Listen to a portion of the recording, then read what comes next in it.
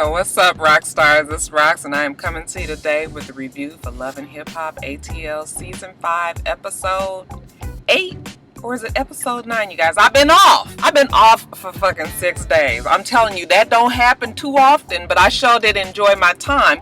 But I didn't do my video yesterday because, well, you guys follow me on Snapchat or even Instagram, you know that on Saturday morning, bitch, I had got up. I was feeling like the little shopping demon was on my shoulder. And I told Jada, I said, Jada, let's go shopping. Go spend some money. Got dressed, put on my jeans, put on my little flat Steve Madden plastic sandals with the cute little rhinestones on it. Grabbed my purse, grabbed my keys, and honey, stepped my foot down onto that first stair.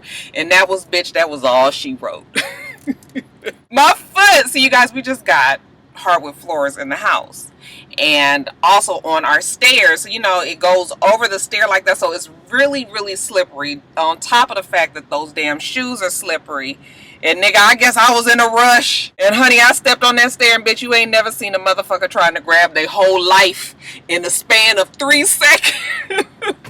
I thought I was going home to meet Jesus. My mama and my brother, child. I was just like, oh, so your brain, it goes through like all of these things. I'm going to break it down for you real fast. First of all, for like the first 0.7 seconds, you tell yourself, I can stop this fall. So you get the grapple, you get the 0.7 second grapple of trying to reach for shit, okay? Motherfucker was grabbing paintings and bitch, I ain't had shit to hold on to. Then your mind goes into, okay, it's self-preservation now. Bitch, I'm falling. Ain't nothing I can do to stop it.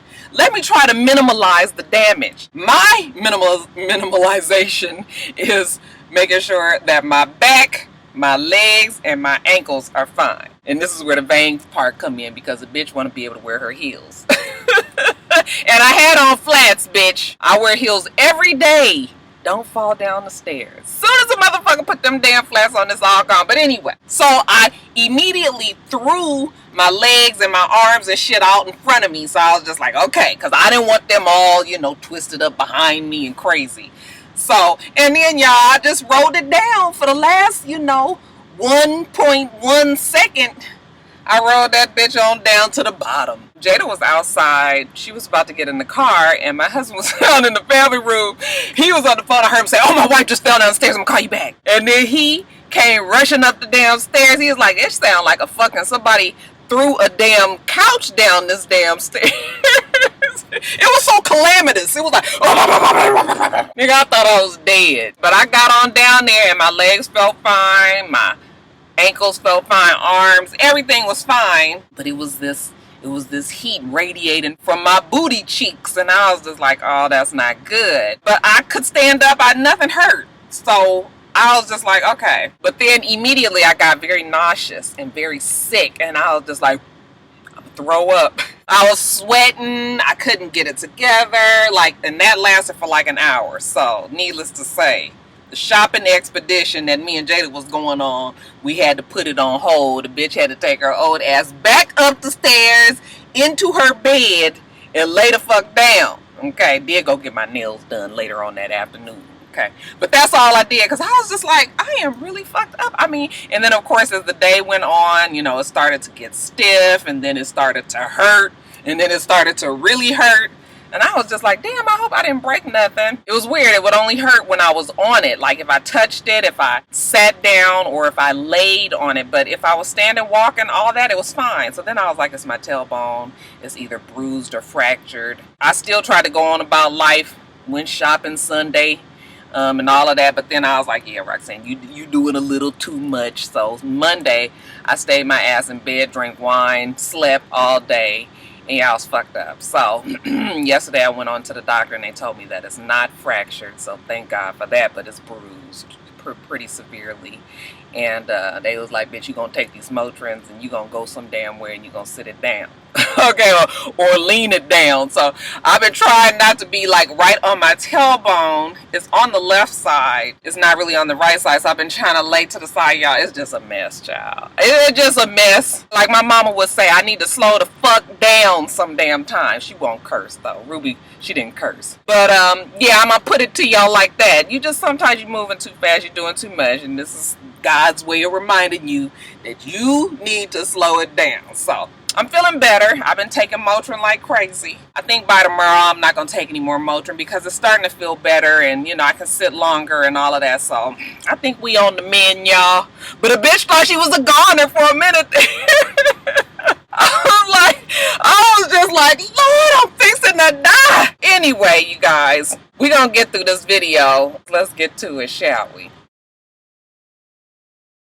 So we gonna get the, you know, it don't really matter stories out the way. So Rashida mama, she feeling bad now because, you know, she know Mama D crazy, but she been over the top crazy. So she meet with Ernest because all of a sudden, you know, her psychology books and whatnots, it done prompted her to kind of delve a little deeper and figure out what exactly is going on with Mama D. So she was just like, yeah, I know she got her issues and everything, but it's just a little extra now. Ernest says, well, you know, she's dealing with a lot of things. She's bipolar and she's an alcoholic. And I was just like, now, Mona,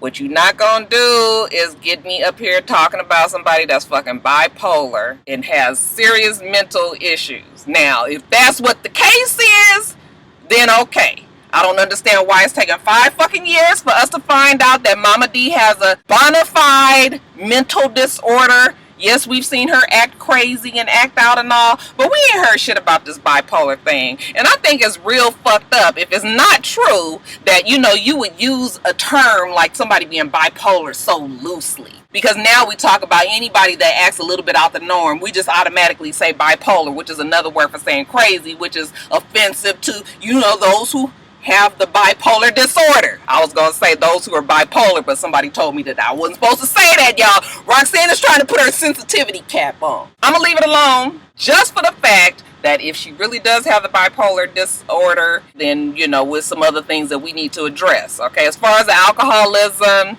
again, we hadn't heard that. I've seen Mama D in real life out in situations, and she wasn't acting nowhere near a way alcoholic would. We was in situations where there was alcohol around everywhere, everybody was celebrating, and she was chill.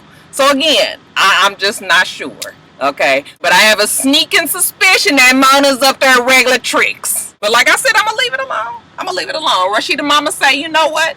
Now that I understand that she got some other problems, you know, I'm willing to get to know her a little better. So I guess this is where the mamas unite. But Ernest, you know, he say he ain't came this far with Mama D to leave her hanging. So he want to meet up with Pastor. Pastor, the one that married them. Was it the one that married them? Anyway, you guys. Mama D, come up there and listen here. Okay, I know I'm a fucking day late, and I'm sure everybody done already talked about the Great Divide. I am so fucking mad that they let Mama D sit up there with this whole bald spot missing, with this damn, what the fuck, there was like 2 or 3 more tracks that could have been in there. And I have a feeling that maybe the hair was supposed to come over a little bit, but you know, when you be talking and you be moving your hair over, you don't realize it. But I was just like, them motherfuckers are so fucking shady for letting that bitch get up there and had this whole bald spot showing. Mona, you ain't right. But you know you ain't shit for that. Okay, so she just sitting up there talking, y'all. I couldn't even concentrate. Tell you the truth, I couldn't even concentrate because I was just like, why they let this lady get up there looking like this? And a wig ain't that hard to come by. So that's why I was just like, some fucking foolery and trickery and full of fucking niggatry going on here. But anyway, the pastor, you know, they talking to the pastor, they cursing and carrying on. You know, pastor sitting there, I said, them deacons gonna be so fucking pissed at him. They was like, we told your ass not to go on that show. Pastor tried to get it together though, calms them down, says, you know what, you guys are not communicating, y'all not on the same page, but if you love each other and you respect each other, you'd be willing to work on it. So they say they willing to work on it. Child, I guess. Alright, you guys, Jessica Dime, she mad because she done took her ass up to Cascade Skating Rink to meet Scrappy for this date, and the nigga then gave her the swerve of a lifetime. He didn't even show up for the damn date. Jock is there, the eternal homeless bachelor. And I'm thinking to myself like, bitch, now if you think that somebody got time for your ass and they can't even show up to let you know that they ain't fucking with you no more, then you need to reevaluate your whole dating prospects, bitch, because yes, Scrappy ain't thinking about you, Jessica. She mad he didn't show up. He with little bitty teeth, Bambi, and she was talking about her gums and all that. Okay, all of that is fine and good, but bitch, you at the skating rink without the man that you thought you was meeting. He gonna pass her ass off to Jock, and then Jock gonna act like he wanted to. I said, girl, if you don't get yourself some damn self-respect and get your ass up out of there.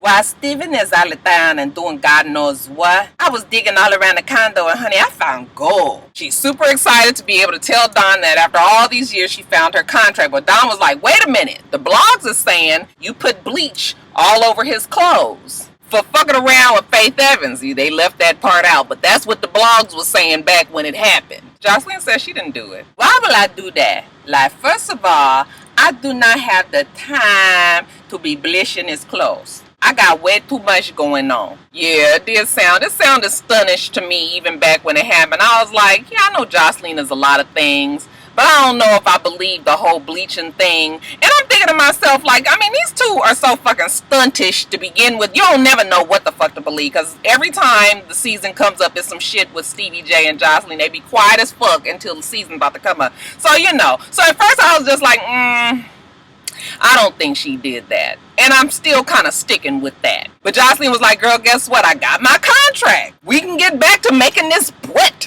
After years and years of searching and begging my husband to give me back this contract, I finally got my hands on the contract. I went in his closet. I was looking all around. I got under the bed and I was like, what? It's a briefcase. Guess what I do? I open up the briefcase. Guess what's in the briefcase? The fucking contract. So you mean to tell me that we've been this fucking close to this contract for fucking 5 seasons, bitch, and all you had to do was get your ass up under the fucking bed and open a goddamn briefcase that didn't even seem like it had a lock on it? Mona. And not only that, y'all, but the shit is up. Yes, 3.5 years have passed, and now the contract is all done. Ain't that convenient? I'm going to meet with my lawyer, and I'm going to make sure that we cis and desist with anything that has to do with this contract, that has to do with Steven Jordan. I'm dolo, I'm solo, I manage myself. Don is happy because they can get back to making this fucking money. I mean, you know, Don and Jocelyn, I think back when Jocelyn was real hot, they was doing very well. And, you know, Don tried it a different way, tried to go against Jocelyn. That shit didn't work out. So you know what you got to do when shit don't work out? Sometimes you got to go back to plan A. Now, the problem is people checking for Jocelyn like that? I mean, yes, we still have much interest in Jocelyn, but I don't know. I feel like the torch has passed. I mean, Cardi B is everywhere. We can only have one ratchet Latina running around amok on the damn club circuits. Cardi B swooped in, stole her whole little rap thing. I won't say stole, but, you know, made that her thing. Has a pretty successful mixtape out right now. And Jocelyn, yes, I know she has her song now with, what his name is, Young Dro or whatever. But it's just like it's a little too late, because they should have did that shit when she was hot, when she was really, really the woman to get. Now it's just sort of like, yeah, it's cool, but I don't know. Is it enough, y'all? What y'all think? But anyway, like she's been all season, she get to telling us about some damn bombs that she's about to drop about Stevie J, and, you know, Don got to wait for that. She ain't gonna give it to you just yet. Now, Mimi says, I'm meeting with Jocelyn to let her know that Stevie has asked to crash at my pad for a little while. I don't really know what's going on. Stevie has been known to lie to me a lot in the past, but clearly they're having some issues. Bitch, that's the key word here. You don't know what the fuck is going on, and you don't need to know what the fuck is going on. Now, the most ironic scene of maybe all of the 5 seasons that Love and Hip Hop ATL has been on is the scene where the side hoe, who is now the main hoe, meets with the baby mama who used to be the main hoe that was stolen by the side hoe who now the main hoe. Did you get that? I'm gonna say that shit for you again. The most ironic scene of the 5 seasons of Love and Hip Hop ATL is, and I quote, the scene where the side hoe who is now the main hoe meets with the baby mama who used to be the main hoe that was stolen by the side hoe who's now the main hoe. I had to write that shit down. Because I was just like, that bitch, I know I'm all about, turning the page, being the bigger person, growing, all of that. But what the fuck I'm not gonna do is sit up here and feel bad for somebody who fucking made my life miserable. I might not say nothing. I might even feel bad to myself, but bitch, you ain't gonna make a fool out of me getting up on somebody's damn national television and sitting up here trying to console a bitch that ain't gave a fuck about you until just this season. What the fuck is going on here, mama? Okay, I feel like y'all take us for a fool or something. But you know what? Another part of me is like, Mona ain't even got shit to do with this. This all on Mimi's stupid ass. And Mimi, she fucked up your life. Let me remind you that she is the one that stole your man. Okay, your baby daddy, the one that you was trying to make a goal with. Okay, she is the reason why you got all this fucking plastic surgery and got long titty. She is the reason why you got with a bum ass nigga and made a fucking porn and tried to pass it off like you didn't know nothing about it. And when that shit wasn't working, you had to let the whole world know that you lied. She is the one that made your life miserable. And you about to sit up here with this bitch? Bitch, I wish the fuck I would. I wish somebody would sit me down at a round table and be like, now what we gonna do in this scene is, no the fuck we not. Oh no we not. It just makes her look stupid. And I'm so tired of Mimi looking stupid. I'm tired, so she should be tired. But you know what, Mimi ain't tired. Mimi not tired, y'all. This is all in a day's work for Mimi. This is what she does. It's a fucking lifestyle, the stupidity that Mimi is. But child, it's TV. So you know what? Sometimes we just got to sell out for the television, right? Now, I can't figure out Jocelyn's angle. I really, for the life of me, am not sure. Is she lying? I mean, what does this mean when you lie about your own supposed husband? Okay, they haven't really made it clear that them two are not together. I mean, she did the whole dolo solo thing, but what the fuck are they? Are they together or not? Okay, what sense does it make to spread rumors? Like, where does that help you? So it's just like, the whole thing is stupid. I'm free like the Statue of Liberty and I'm the puppet master, not Stevie. Okay, so anyway, they sit down. That damn Jocelyn can't muster up a fake tear to save her fucking life. I mean, she used to at least be able to muster up a fake tear. Now she can't even do that. Jocelyn sits down and she's very upset. I mean, she's distraught actually. And I haven't even started talking. Jocelyn says he's got a baby and that he's on child support. It's not fair, Mimi. A baby? Another baby? And of course she tells us the streets, this time by way of some damn strippers, have told her that, her man ain't got one baby, he got 2. Okay, just making shit up as she go along. My mind is blown. Stevie may have 2 additional children by 2 different women. And what the fuck does that mean to you? Okay, is the nigga still paying child support to you? Yes. Okay, well then you shouldn't give a fuck because you not doing nothing with Stevie J. And if the nigga ain't wanted to tell you about these bastard kids that he ain't even fucking with, I shouldn't say that, you guys. But I'm just saying, like, oh, you guys, I'm so sick of damn Mimi. Mimi said the story came out a while ago, but she thought it was bullshit. But now, here we go, a different day. The story may be true and that she's disgusted. I said, no, bitch, you sorry. You sorry and you stupid. That's what the fuck you are. Jocelyn is telling her about their financial problems. She helping them out with $200,000, $300,000 lawyer bills and all of this shit. I have to spend my money on my music, on my career. Mimi is asking all these questions. Well, did you talk to the girls? Or did you see the paperwork? She says she saw the paperwork. Stevie J is still denying it. Mimi says, I'm sorry that this is happening to you. And I never thought that in a million years that I would feel any kind of sympathy for you. But I do.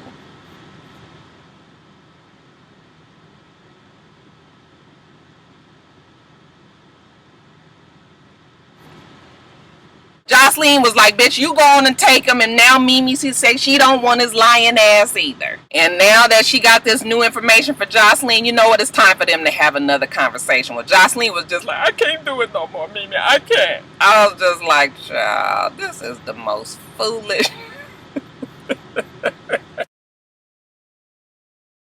Bitch, it's hot as fuck in this car. Ooh, Lord. Get me me some air.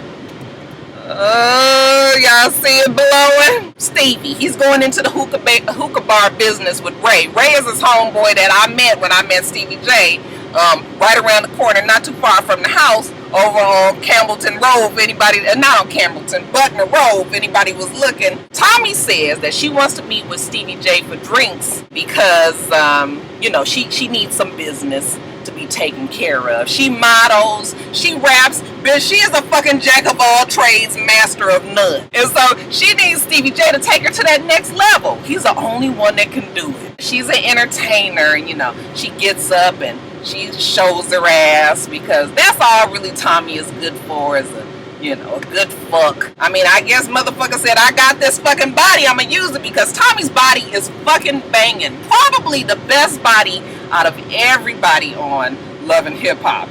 The whole franchise, and I'm counting Joseline, okay, because Tommy's looks more natural. I don't know if she's had work done or whatever, but the shit is just right. I was just like, bitch, you best to do that, okay? So yeah, she turned around, she show off his ass, she say she an entertainer, she need his help, okay? Stevie J, he had that very difficult crossroad where this is your nephew, son's woman, and then also, realizing that his bus is getting a little empty and the nigga need to put somebody else on that motherfucker. So he trying to understand, he trying to make amends with himself, like, am I gonna pass up this ass that obviously is trying to come at me? Or I'm gonna do the right thing and continue to be Uncle Daddy and not fuck around with this girl. So he tries to keep it pretty business-like. Are you willing to do whatever? You gonna work with me? She says she willing to do whatever. It's a whole bunch of innuendo floating through there. I was like, oh, child, what's fixing to happen here?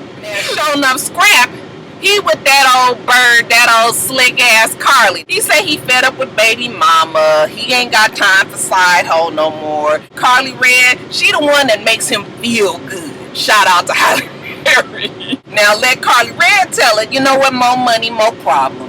And now she got to let life know that, she ain't been able to get in touch with him, that she gonna have to let him go. I said, bitch, look like he already let your ass go. What woman is with a man that she can't get in touch with? But whatever, what do I know? Carly, go on and get with Show Enough Scrap, but you better make that shit fast because the nigga going to jail for quite some time. And she was just like, dang, why every time I meet somebody it don't last? I was like, cause bitch, you are every time I meet somebody it don't last ass motherfucker. That's the fuck why you can't keep no damn man. She upset, but you know what? She say she's loyal and she got his back. Girl, you said that without laughing. How many people have Carly Red been with? You guys can list that below.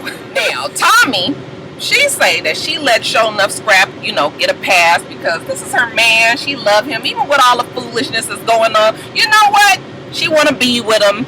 She borrowed his car. He let her take it. You wouldn't believe the shit that she found in there. Okay? So, yeah, now she over it. Okay? Fuck this nigga. She gonna have to go over there and let him know. She bang on the door, you guys, and it's the weirdest thing.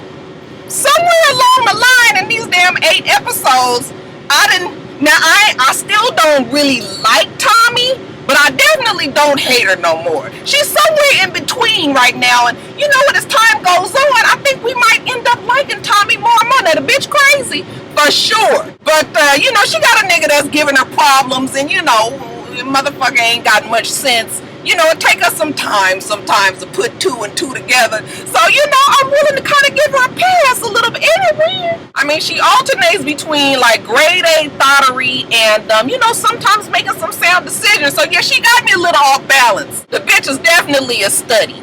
But anyway, we find out what she finds in the damn card is a damn receipt for a hotel room for 3 days. They got Carly Red's name up there. These motherfuckers done had room service and everything. And I said, wait a minute.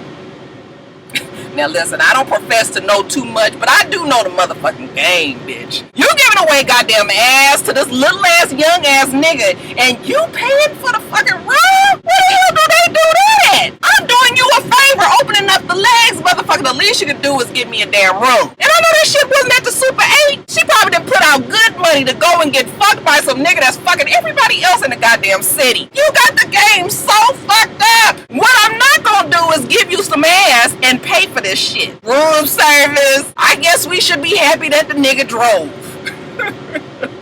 She probably paid for that damn gas, y'all. Or whatever. Tommy is mad. Nigga, I got your number, but you know what? Two can play that game. Well, what about when that bitch jumped across the room and leapt right into that nigga's? I said, if this ain't the fucking ghetto version of Disney on Ice, I know something. That shit was, I was just like, oh, it was perfect. She jumped into his arms and she had her legs wrapped around him and they was writhing and moving and he was like trying to get her settled and he slammed her on the couch and I was like, bitch, I'm turned on. Am I supposed to be turned on like this? I was like, I'd like to be a fucking fly on the wall for that session. She was all up on his shoulders and I said, ooh, Roxanne. It was so hot and steamy and sexy and primal and I mean, I was just like,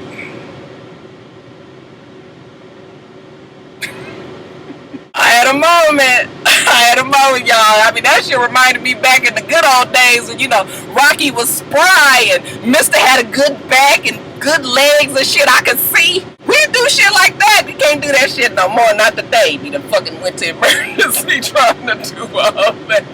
But I was just like, oh, let me move on. I have been talking about that way too long. Security settles him down. Tommy is pissed. Fuck you. Fuck that old ass Carly. That bitch probably got worms. I was like, I'm sure she do. All I want to know is, are you fucking Carly? And Show No Scrap was just like, no.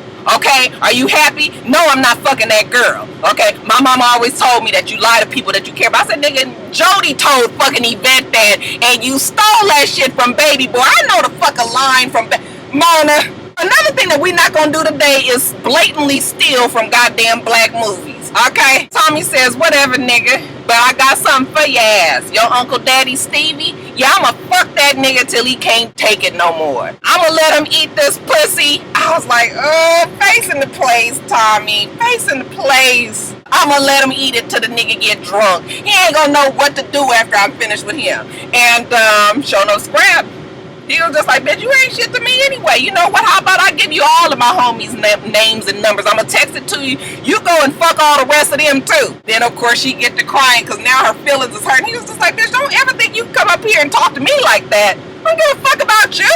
I don't give a fuck about nobody. Okay, it ain't no fun if the homies can't have none. She go from the fake babble crying and she jump up again and she want to fight him and security get it. Yeah, I said, child. Somebody get Dr. Jeff on the line. Tommy needs help with her life. Show No Scrap meets Carly out for dinner. I'm sure she paying for that shit too. He got to find out if her ass left this damn receipt in his car on purpose for Tommy to find. Carly, do I look like I got time to be leaving receipts in the backseat of your car? She said she'd never plant a receipt. That her game is better than that. I was like, bitch, I can't tell, miss. I'm paying for the fucking hotel room and the hotel room service. You ain't got no fucking game, bitch. You best to get familiar, though. So she gets all indifferent and indignant. He was like, hold on. I'm not accusing you of nothing, okay? What the fuck is wrong with all the women in my life? Cardi said, I thought she wasn't even serious with Tommy. He says that he not. She feeling some kind of way. I feel like it's a love triangle, and I'm not trying to get pulled into your love triangle. I said, bitch, really? Did you not insert yourself to make this a goddamn square? Ain't nobody asked Carly to come in and fuck around with Show No Scrap and Tommy and Tierra. Bitch, you knew fully well what all of them was going through, and you got the nerve to sit up here and say that you ain't trying to be in a goddamn triangle? Y'all, I'm telling you, I can't wait to the reunion. I hope, Tommy, if you watching, if any of your people are watching, anybody know Tommy, bitch, you best be making a goddamn list, okay? Because we gonna be checking for this reunion to make sure that you get with Carly's ass. We ain't never wanted a bitch to get to another bitch like we want you to get to this fucking bitch here. What I want you to do is put your cute little dress on, take your panties off, and whoop that bitch ass. We thought we was gonna get a little bit of that in the show. You know, Carly Red, she had her damn radio show. She say she get to be messy and she get paid for it, okay? The best of both worlds. When she take a break from her radio show, she go to the kitchen and who should roll up but Tommy, okay? Hitman said, damn it, I heard that you was gonna be here. I decided to confront your ass here. Carly was just like, okay, well, go on and say whatever you gotta say while I got this long ass, big ass, thick ass island in between us. Yeah, from over there, you say whatever the hell you gotta say. Tommy says, you been all in me and Tierra's face, but bitch, you fucking our man. And Carly was like, well, I tried to tell you. Bitch, you ain't tried to tell her none of that. I know the fuck you didn't. And Tommy was just like, bitch, you was a 40-year-old idiot. I said, child, ain't nobody ever said it better. Okay, you can't even take care of your kids and all that. You know, Carly was just like, you don't know my kid. You don't know nothing about me. Again, all the way over here, she got a lot to say. I said, Tommy, if you don't jump your damn athletic ass up on that damn counter, like I said, tick that shit off, Tommy. When the motherfucker was talking about me in the kitchen at the Playboy radio station. Tommy was like, sure enough, Scrap is young enough to be your child. And then, you guys, we got a little off track. I will admit this is where Tommy has her problems. Okay, she get to telling her how she gonna fuck Stevie J, go work with him in the studio. She was jealous about not working with. I said, girl, now this ain't the way you do it. Why you telling Carly that you gonna go fuck Stevie J? You know, Carly was just like, that's his Uncle Daddy. And Tommy was just like, I don't care, I'ma fuck him. And I said, girl, now we getting off track. Get it on back. Get it on back. Okay. Once she got back on track, she jumped her ass up there, wanted to get to Carly. Of course, security came and snatched her down because they got to stay on ready with Tommy. You know, Carly, after everybody was securely in place and nobody could get to her, and then all of a sudden, oh, I'm so scared, bitch. You best be scared. I know one thing, you better hope that security is sitting right there at Tommy's damn lap at the reunion, y'all, because we waiting. Get her ass, Tommy. Child, I'm sweating and I have a feeling that I'm gonna have a red back, so I'm trying to keep my hair up. Let me get off of here. I've been talking way too long. I'm sure this video is way too long. I'm gonna try to edit it down, but it's just gonna be one of them videos today. You guys make sure that you rate, comment, and subscribe to the channel. It's Rocks. The channel is Florence Rocks, and everything else I do will be in the bottom bar. All right. So I hope that you have a wonderful, wonderful rest of your day. I plan on doing the same. Till next time, rock stars. Bye.